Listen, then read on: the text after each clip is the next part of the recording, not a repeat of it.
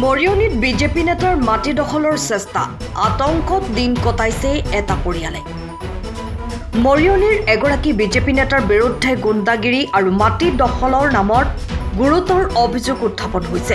BJP নেতাগৰাকীৰ সন্ত্ৰাসৰ বাবেই এতিয়া আতংকত দিন কটাবলগীয়া হৈছে এটা পৰিয়ালে।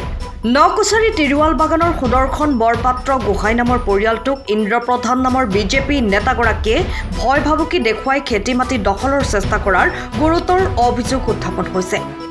বিজেপিৰ চেলেংহাট মণ্ডলৰ 123 নং বুথৰ সভাপতি ইন্দ্ৰপ্ৰধানে সুদৰ্শন বৰপাত্ৰ গোহাঁইৰ পত্নীকো ঘৰৰ সন্মুখতেই অশ্লীল গালিগালাজ পাৰি সেই ঠাই এৰি যাবলৈ ভাবুকি প্ৰদান কৰাৰ গুৰুতৰ অভিযোগ উঠিছে।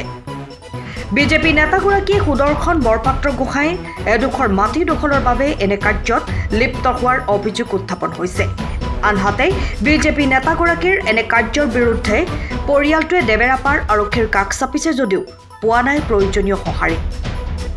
ইয়াৰ বিপৰীতে ইন্দ্ৰপ্ৰধানে যোৰহাট আৰক্ষীৰ SP DSPৰ লগত ঘনিষ্ঠতা জাহিৰ কৰি আৰক্ষীয়ে মোক একো কৰিব নোৱাৰে বুলি পৰিয়ালটোৰ সন্মুখত দম্ভালি মৰাৰো গুৰুতৰ অভিযোগ উত্থাপন হৈছে। আনহাতে বিতৰ্কিত বিজেপি নেতাগৰাকীৰ এনে কাৰ্যৰ বিৰুদ্ধে যোৰহাট জিলা বিজেপিয়ে কেনেধৰণৰ ব্যৱস্থা গ্ৰহণ কৰে সেয়া সময়তে লক্ষণীয় হ'ব।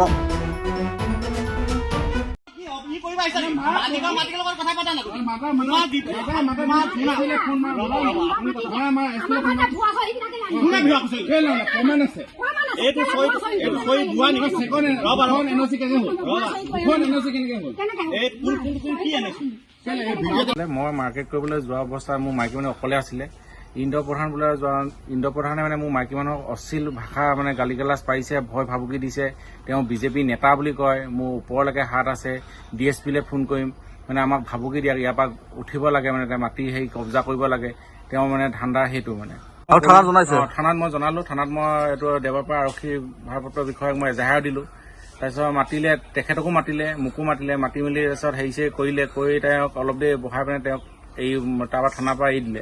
বিজেপি কি হয় তেওঁ? বিজেপি মানে কয় বোলে মই যোৰহাট ডিষ্ট্ৰিক্টৰ বোলে প্ৰেচিডেণ্ট, মোক কোনো হিলাব নোৱাৰে, এতিয়া আমাৰ বিজেপি পাৱাৰ বোলে তহঁতৰ বোলে 1 ছেকেণ্ড নালাগে, যিমান ওপৰলৈ যা কেছ দিয়া দেখে যে একো হিলাব নোৱাৰা বোলে মোৰ বোলে। আৰু এইবোৰ গোটেই বাগান চাগানবোৰ লৈছে, বাগান আছে, হেৰি আছে, এইবোৰ পইচা মানে ঘমনটো বেছি দেখুৱায়।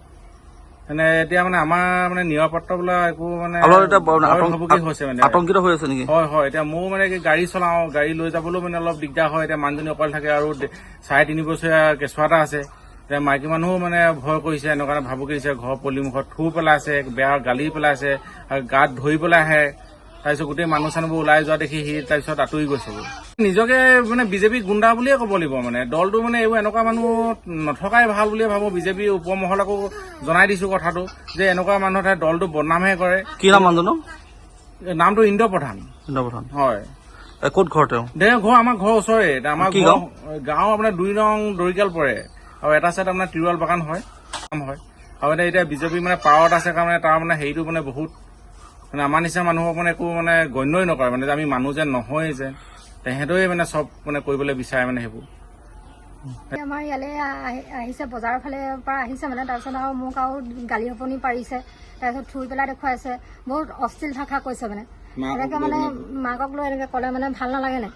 আৰু মোৰ সৰু কেঁচুৱা এটা আছে, মানুহজনো ওলাই যায়, মই অকলে থাকো, সেইকাৰণে মানে বহুত ভয় লাগিছে। ইন্দ্ৰপ্ৰধান তেওঁ মানে বহুত আৰু মানে বহুত বেয়া কৈছে, অকল মোৰ লগতে নহয় আৰু বহুতৰ লগত কিবা কিবি হেৰি কৰিছে।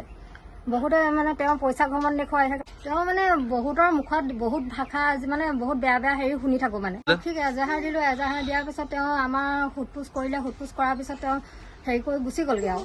তাৰপিছত মোক ক'লে তোমালোকে কাজিয়া নকৰিবা বোলে।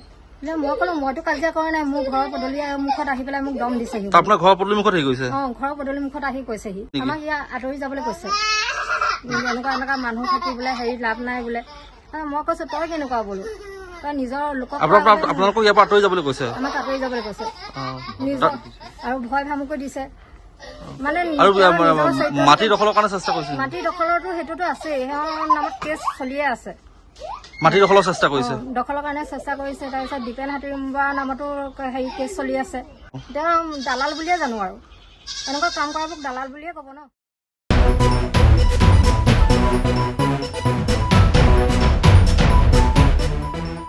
Bureau report, time of Assam.